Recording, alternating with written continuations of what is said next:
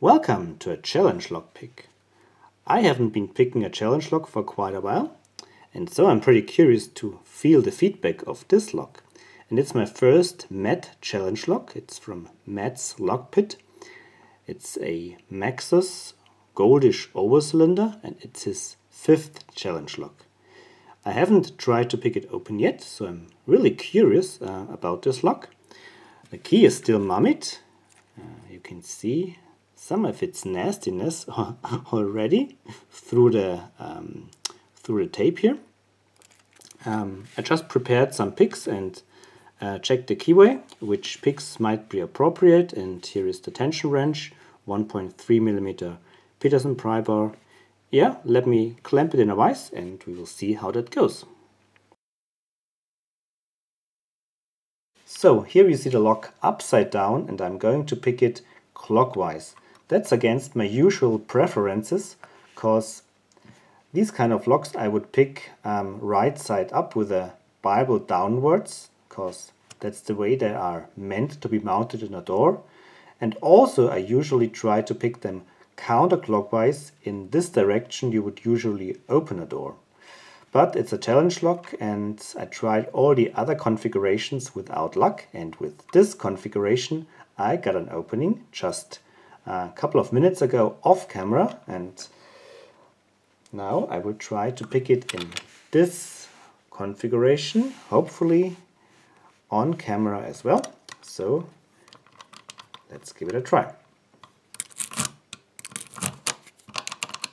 Okay. Apply medium tension. Oh, I'll zoom in a little bit more. Oops, too much. Alright, so pin 1 is the first binder. A nice click.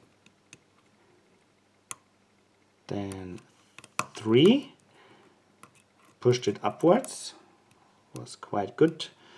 And 4, the core turned a little bit more. So let's see. That's quite good feedback actually. I haven't felt that in the first successful picking just a couple of minutes ago. So that's 5, I believe, counter rotation, and maybe an overset. Probably yes. So I release tension.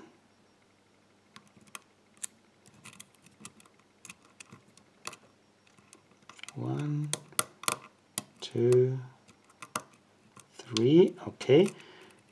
Plug turned again a little bit, very nice. Touched 5, core turned a little bit more. Yeah, finally I used a deeper hook actually, not the... Oh, and it's open. Don't have to change picks this time. I changed picks to... I don't have it here anymore. A very deep hook, this one. I got it open, but this time the deforest was sufficient and I got it open. Very, very nice. So let's have a look at the pins. That was just a 2.5 minutes pick, but to get there took me maybe 3/4 of an hour. All right, so I lock it back up, click, and unwrap the key.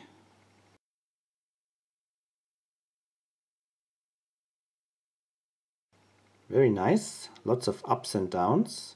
1, 2, 3, 4, 5, 6 pins. Pretty good. Very, very nice. Alright, so let's take it apart.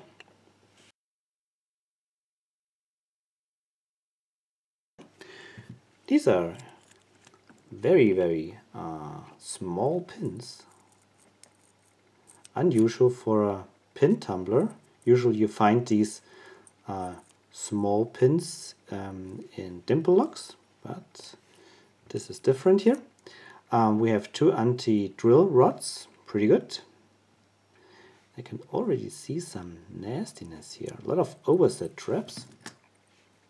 Okay.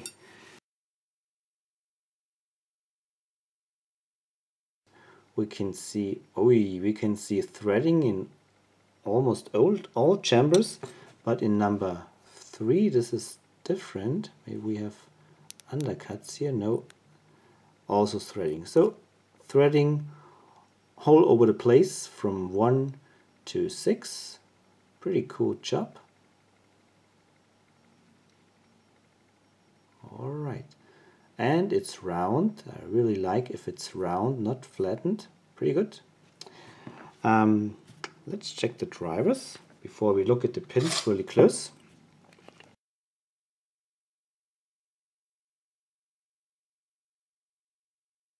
So 1 spring, 2. I've never seen springs like this. This is pretty cool. Okay, let's check the Bible first. Do we have something special here? This is strange. This does not look like a straight line from 1 to 6. Looks like 1 is offset and 2 as well, offset to the right. Or maybe that's an illusion.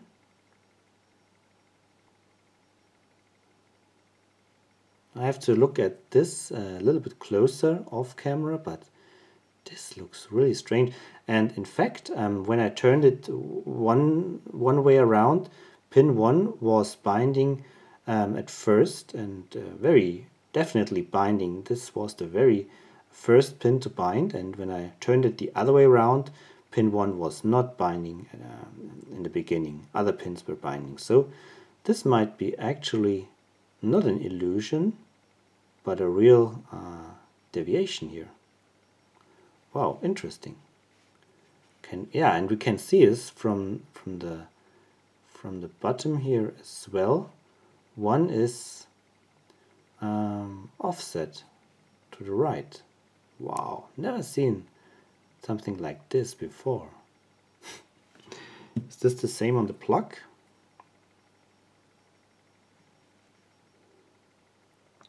No, does not look like.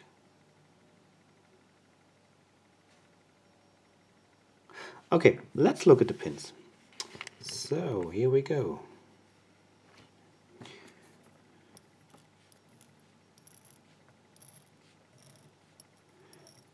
Very interesting pins and very interesting springs as well.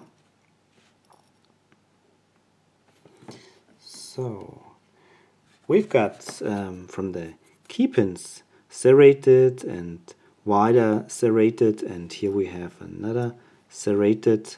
So these are meant to be overset traps, pretty nasty, and I think I was trapped multiple times from these key pins. And the drivers, here we have a multi serrated one. We have a serrated one with a tip at the end that serves as a T-pin. Then we have a serrated spool like in an American, or maybe that's actually an American lock serrated spool. No, I don't think so. I think these are the American lock spools are serrated on both sides. So this, I think, is homemade. Same here, 1 serration. Then we have a very cool T-pin, and we have like a GG pin, a double serrated with deeper serrations. And we have these interesting symmetric springs that really look really interesting or unusual. Never seen springs like this before. Alright, Matt, thank you very much for putting together this interesting lock.